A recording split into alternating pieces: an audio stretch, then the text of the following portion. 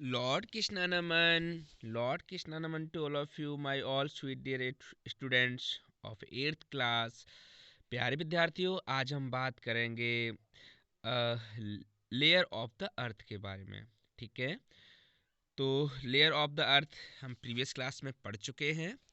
अर्थ में सबसे ऊपर की तरफ जो लेयर होता है उसे हम क्रस्ट कहते हैं, उसके नीचे मेंटल होता है और सबसे नीचे कोर होता है। कोर दो तरह का दिखाया गया है यहाँ पे, आउटर कोर और इनर कोर। ठीक है, earth is nearly spherical in shape.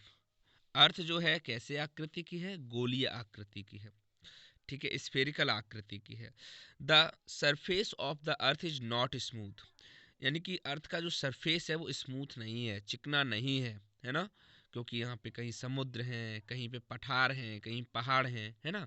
There are mountain, यहाँ पे पर्वत हैं, वैली खाइयाँ हैं, प्लेन समतल मैदान हैं, रिवर नदियाँ हैं, लेक्स झीलें हैं, ओशियन सागर समुद्र, और thick forest, desert and a variety of structure on the surface of the earth। तो यहाँ पे बहुत सारी वेराइटियाँ हैं, अलग अलग स्ट्रक्चर हैं यहाँ पर। It has many ups and down, यहाँ पे बहुत ऊंची नीची जगहें हैं, ups and down. These ups and down are very small as compared to the size of the earth. As a result, despite these ups and down, the earth appear smooth and spherical। दूर से अगर हम देखेंगे तो ऐसा लगता है कि अर्थ स्मूथ है और स्फेरिकल है। It is believe that the primitive earth melted with in 800 million year of its formation. ऐसा विश्वास किया जाता था कि शुरुआती पृथ्वी जो थी वो मेल्टेड थी, पिघली हुई थी, है ना, मैग्मा वगैरह से बनी हुई होगी। 800 मिलियन ईयर्स पहले की बात है, इट्स फॉर्मेशन, जब इसका फॉर्मेशन हुआ होगा। The molten mass of the earth that began to recognise itself under a influence of gravity. और इस मॉल्टन मास यानी कि द्रव्यमान के कारण पृथ्वी शुरू हो गई रिकॉग्नाइज करना, अपने आप मतलब पृथ्वी का बनना शुरू हो गया। It's self under the influence of gravity, और इसमें ग्रेविटी जो है स्टार्ट हुई, यानी कि it's self under the influence of gravity. यहाँ पे इन्फ्लुएंस, ग्रेविटी का इन्फ्लुएंस स्टार्ट हो गया।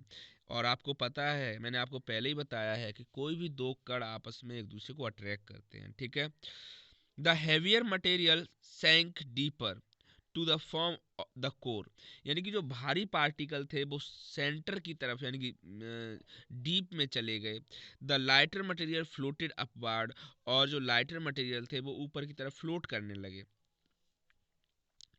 तो हैवी मटेरियल कहाँ चले गए? कोर में चले गए। कहाँ पे चले गए? कोर में चले गए। और जो आपके हल्के मटेरियल थे, लाइटेड मटेरियल थे, वो कहाँ पे आ गए? सबसे ऊपर क्रस्ट पर आ गए। The material of intermediate density formation formed the middle layer of the mental.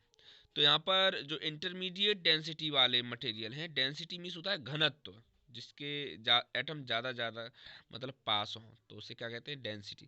तो जो मीडियम इंटरमीडिएट डेंसिटी वाले जो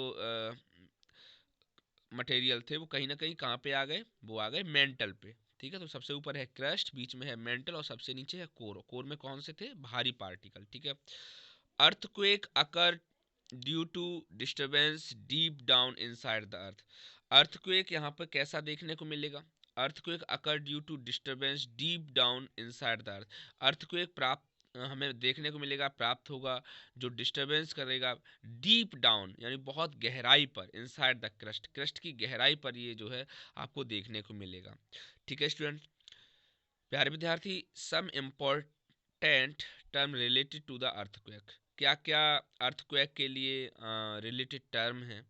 earthquake, the relative movement of different part of the lithosphere produce high intensity shock wave is called earthquake।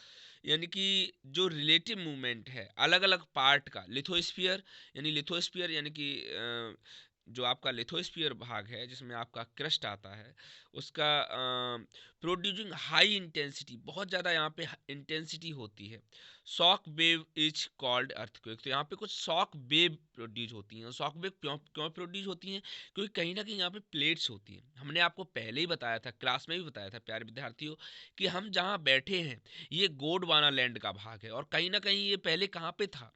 पहले ये Africa territory का भाग हुआ करता था, और कहीं ना कहीं वहाँ से टेक्टोनिक प्लेट धीरे धीरे खिसकना स्टार्ट हुआ। यानी कि पृथ्वी की बहुत सारी प्लेट्स होती हैं जो कहीं ना कहीं खिसकना स्टार्ट कर देती हैं, है ना।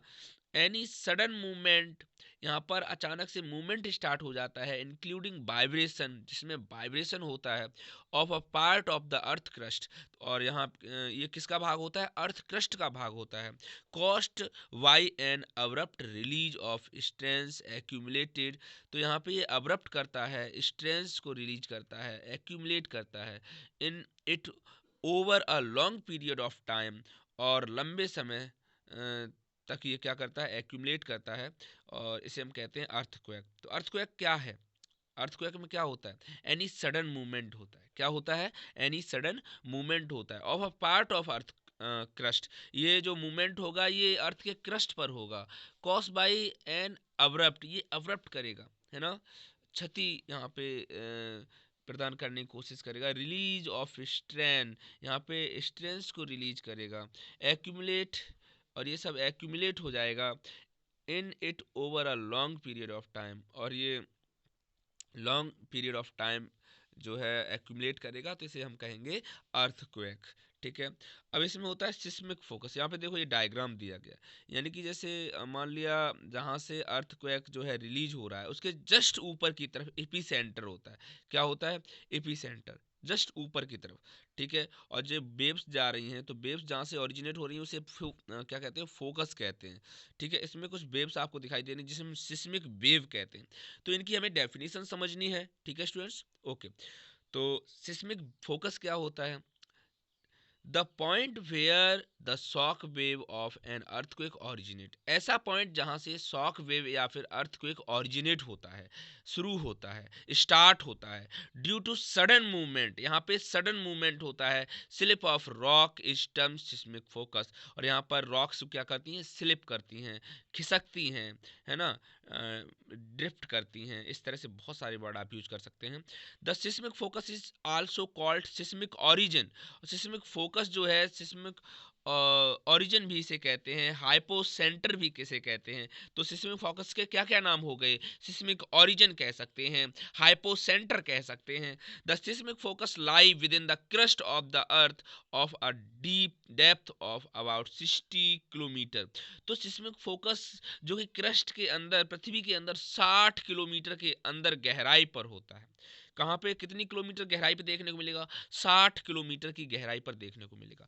प्यारे विद्यार्थी, अब हम बात करेंगे इपी सेंटर क्या होता है। यानी कि जहां पर सिस्मिक फोकस ओरिजिनेट होता है उसके जस्ट ऊपर की तरफ ये कौन सा सेंटर होता है? एपी सेंटर होता है।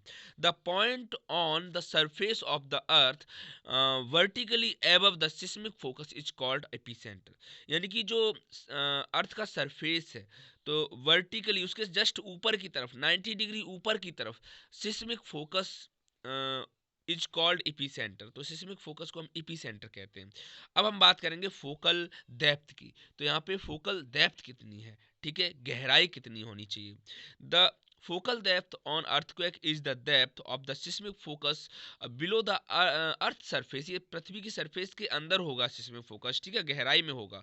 The earthquake having focus depth of 60 to 17 kilometre are classified as shallow. तो 60 से 70 किलोमीटर की गहराई में ये होगा। ठीक है, इसे हम सैलो कहेंगे। Those with depth from 70 to 300 kilometre intermediate. और जिस जो 70 से 300 किलोमीटर की गहराई में होगा इसे हम इंटरमीडिएट कहेंगे। ठीक है। And those with in depth of more than 700 kilometre are deep.